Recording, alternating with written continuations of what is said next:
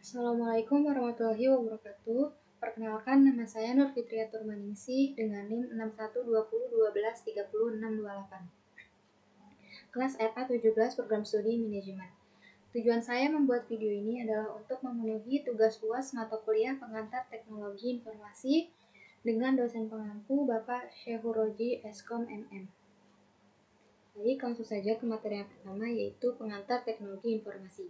Definisi teknologi informasi ada 3, yaitu dunia digital, merujuk pada penggunaan perangkat digital dan sistem komputer untuk mengumpulkan, menyimpan, mengelola, dan menyebarkan informasi.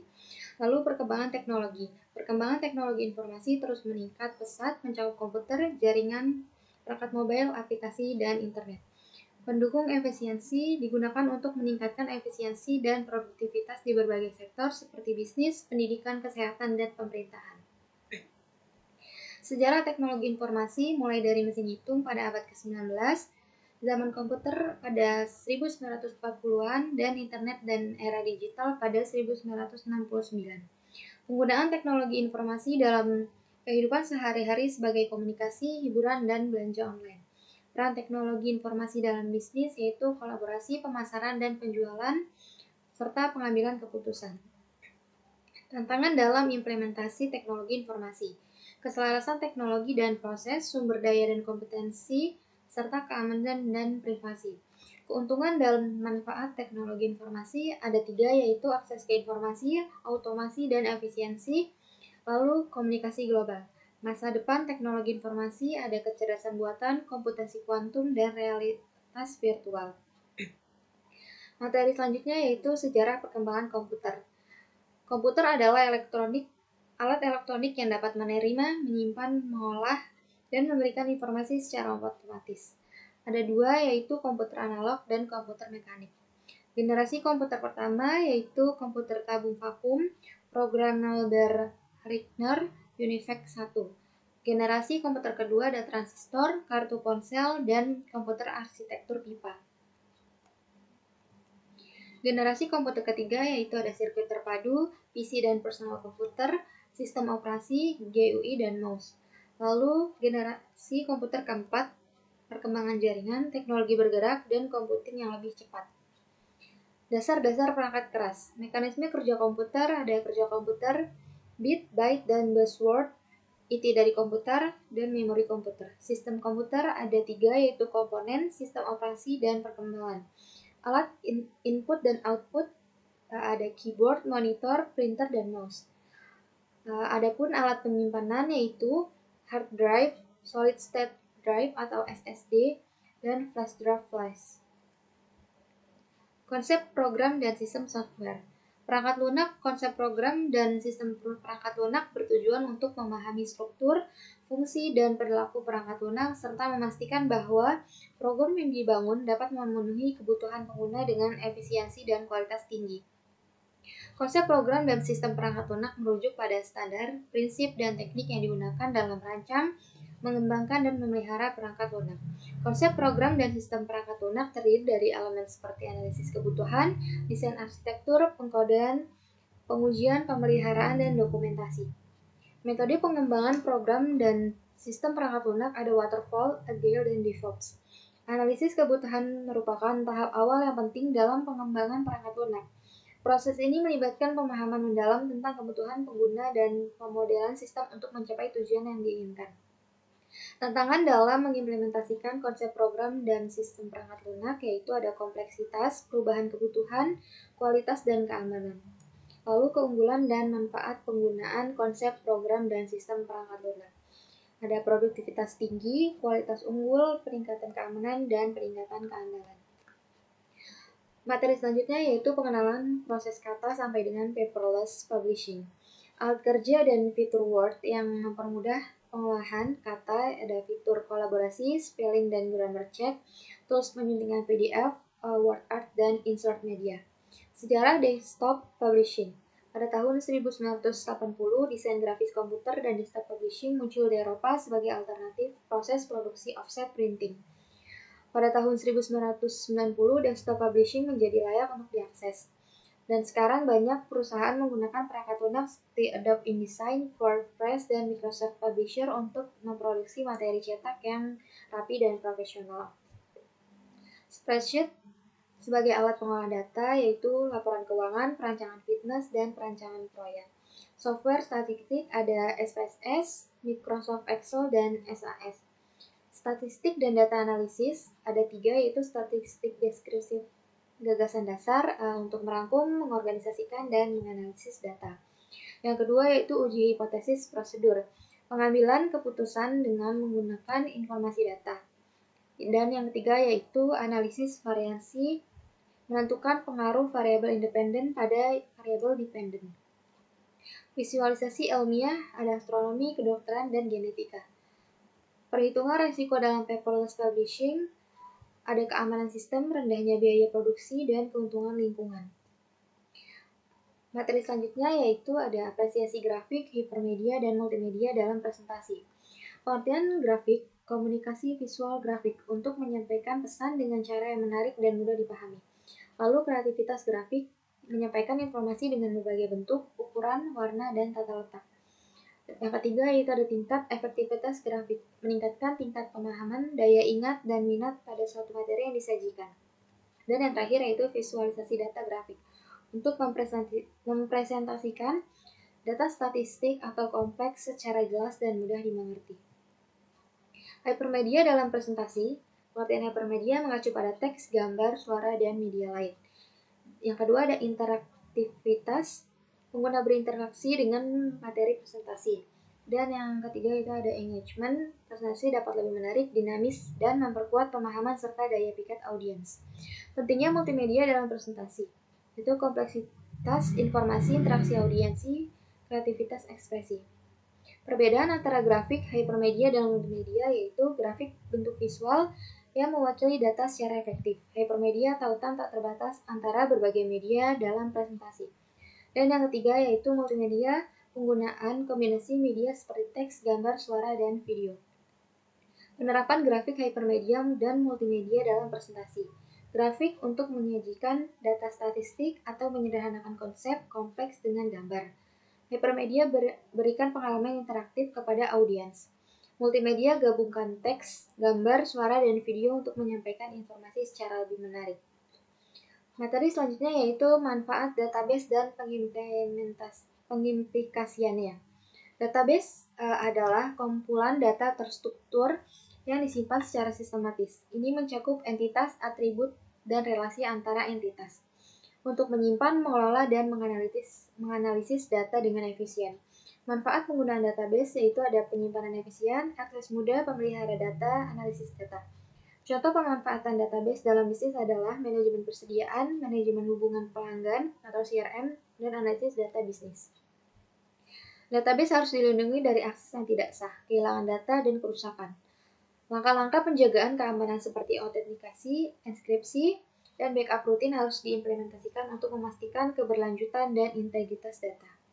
Implikasi hukum dalam penggunaan database yaitu ada perlindungan data pribadi, kepatuhan terhadap regulasi, hak kekayaan intelektual, keamanan data, transparansi, dan persetujuan.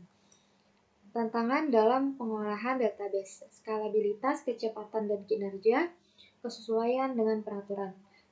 Pengembangan database di masa depan, data terdistribusi, integrasi dengan kecerdasan buatan atau AI, dan lebih fokus terhadap pada keamanan. Materi selanjutnya yaitu ada pengantar jaringan komputer dan telekomunikasi. Ada basic of computer networking, yaitu local area network, wide area network, dan network protocols. Yang kedua yang ada kekuatan email, komunikasi yang efisien, peningkatan kolaborasi, konektivitas global. Yang ketiga telekonferensi atau menu berkelanjutan, ada pertemuan virtual, konferensi video, dan webinar. Dan yang keempat yaitu ada instant messaging, connecting in real time communication, group chat, virtual presence. Selanjutnya ada transforming the world of information, akses instan ke informasi, efisiensi bisnis, dan Internet of Things. Conclusion, kemungkinan tanpa batas menghubungkan dunia masa depan jaringan. Lalu selanjutnya pengenalan internet. Internet adalah jaringan global yang menghubungkan komputer dan perangkat digital di seluruh dunia.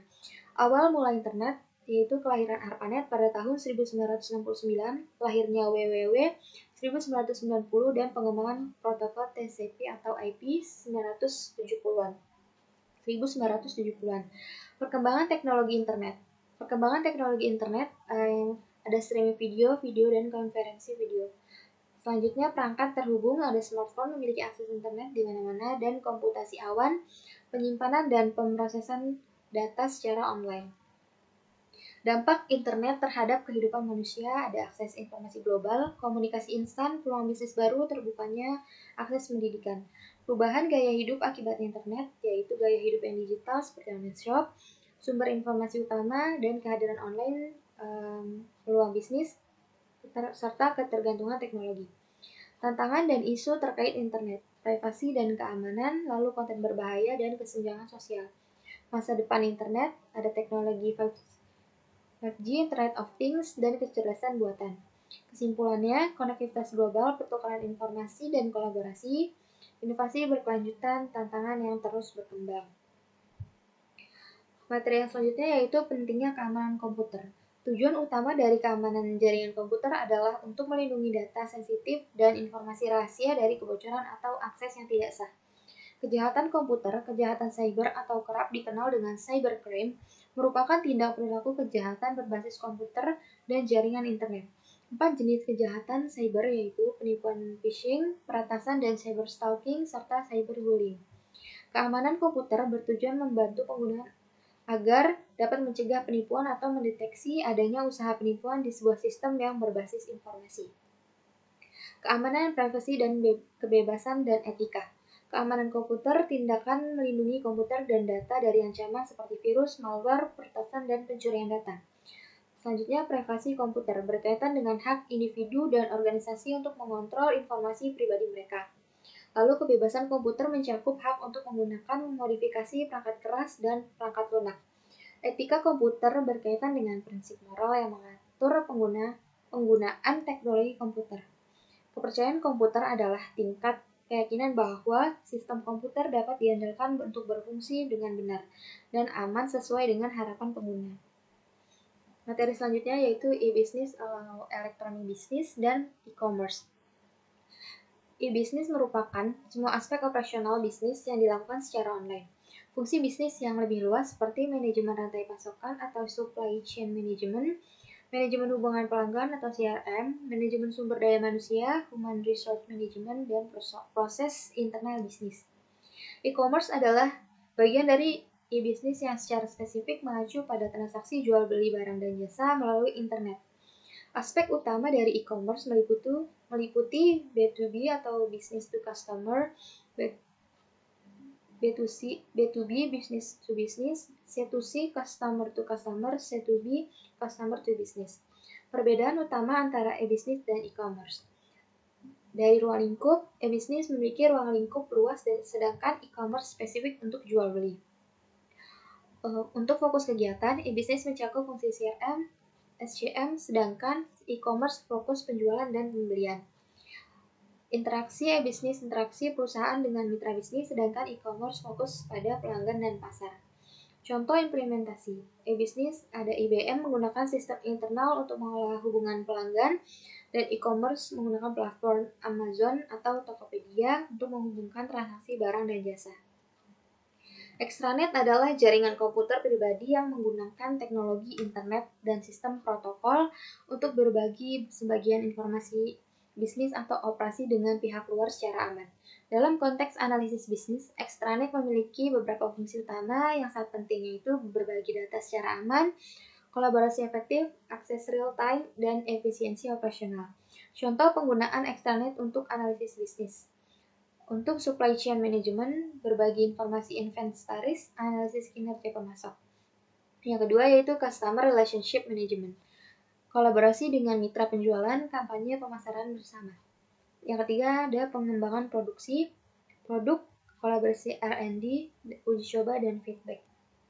Implementasi extranet ada 4, yaitu perencanaan dan desain, pemilihan teknologi, pengaturan keamanan, dan pelatihan dan dukungan.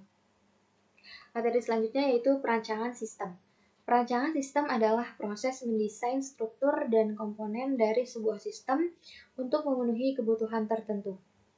Adapun pengertian dan tujuan, perancangan sistem adalah fase dalam siklus hidup pengembangan sistem yang bertujuan untuk menghasilkan spesifikasi rinci tentang bagaimana sistem akan dibangun. Tujuannya adalah memastikan bahwa semua kebutuhan dan tujuan bisnis terpenuhi dengan cara efektif dan efisien. Adapun tahapan perancangan sistem. Yang pertama, analisis kebutuhan. Yang kedua, perancangan konseptual. Yang ketiga, perancangan logis dan perancangan fisik. Komponen utama dalam perancangan sistem ada 4, yaitu arsitektur sistem, desain basis data, desain antarmuka pengguna atau UI, dan desain proses. Metodologi perancangan sistem ada 4, yaitu waterfall, agile, dan prototyping, serta RAD atau Rapid Application Development. Dokumentasi adalah bagian penting dari perancangan sistem yang mencakup spesifikasi desain, diagram, dan catatan lainnya yang diperlukan untuk pengembangan dan pemeliharaan sistem. Selanjutnya, evaluasi dan validasi. Setelah sistem dirancang, penting untuk melakukan evaluasi untuk memastikan bahwa desain memenuhi kebutuhan yang diidentifikasi. Ini bisa melibatkan penguji prototipe, tinjauan desain, dan validasi dengan pengguna akhir. Mungkin cukup sekian dari saya. Kurang lebihnya mohon maaf. Wassalamualaikum warahmatullahi wabarakatuh.